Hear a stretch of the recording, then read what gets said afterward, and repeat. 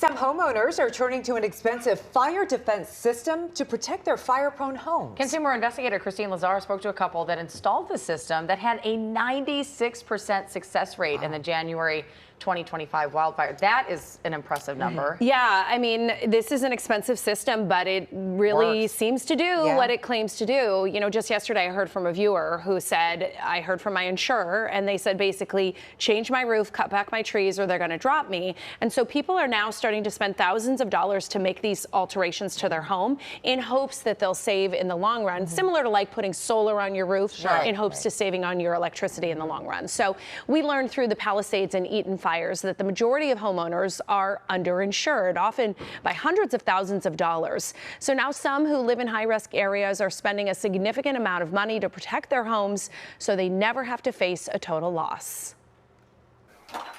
Raman and Priya Gulati have lived in their Glendale home for 10 years.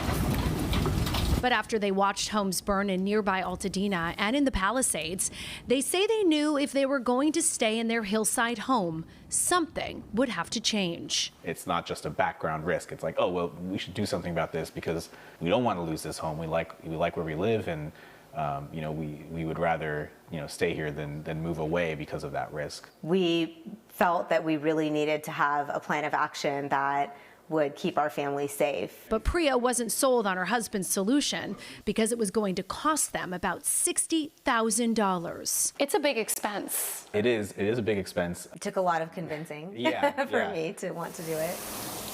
It's called the Frontline Wildfire Defense System. We showed Frontline in action back in January of last year, just days after the Palisades fire. This Malibu home equipped with the system was untouched by fire, while every surrounding home was destroyed. We had a 96% efficacy rating on the homes that we had protected throughout the Palisades and Malibu.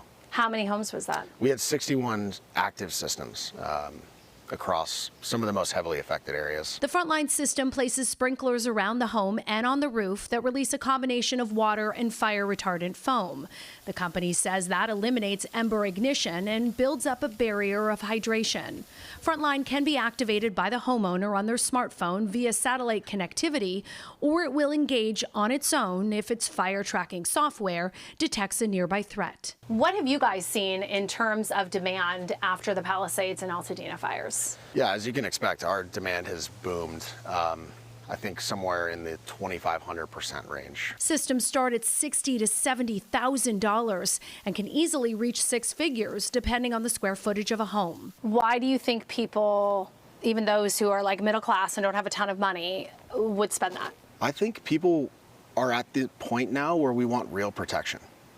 And that's what Frontline provides, is the opportunity to have your structure, and so in some cases your biggest asset, protected on the worst day possible. For Priya, she agreed to spend the money because she worries about the risk to her children. For me, it's really about the four of us being safe, more so than the physical house.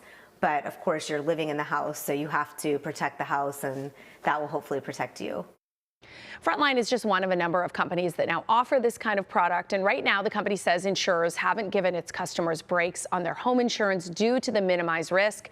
But they've been working with the industry, and they think that will soon change, potentially saving homeowners hundreds, if not thousands of dollars a year in insurance costs.